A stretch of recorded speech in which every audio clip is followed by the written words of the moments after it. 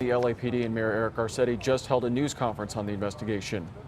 Cara Finnstrom joins us live outside LAPD headquarters. Cara?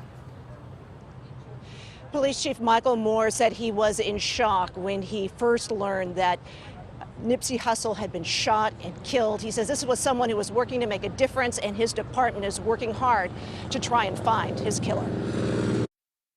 Mr. Holder, who I am confident is watching this, I ask him to surrender. Police Chief Michael Moore made a direct appeal today to 29-year-old Eric Holder.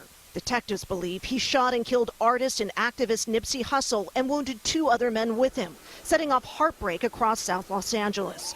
The chief spoke about what he says video evidence and witness accounts suggest happened. Mr. Holder walked up on multiple occasions and engaged in a conversation with Nipsey and the others that were there. He left and then came back, and subsequently came back armed with a handgun and purposely and repeatedly fired. The chief would not talk about what the dispute was over, but did confirm police believe Holder has gang ties. Hussle had spoken openly about his past involvement with a gang, so today the chief clarified detectives suspect the shooting was personal rather than gang-related.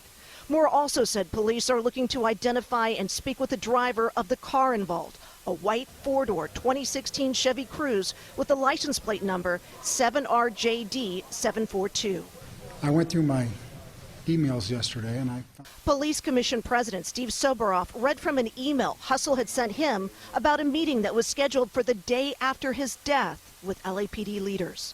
Hussle wanted to stop the violence, and Soboroff says he's gotten so many responses to that meeting Hussle never got to attend.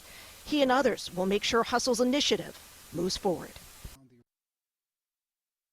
And Soboroff said that he has gotten more than 4 million responses to a post about that email and about the initiative.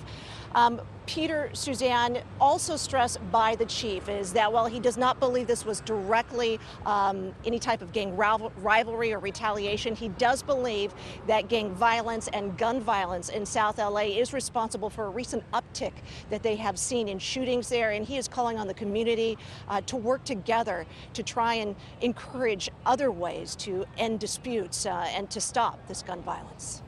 All right, Cara, thank you. He said 11 over the last couple weeks. Stay with CBS 2s for the latest developments surrounding the rapper's death. For updates anytime, just go to our website, cbsla.com.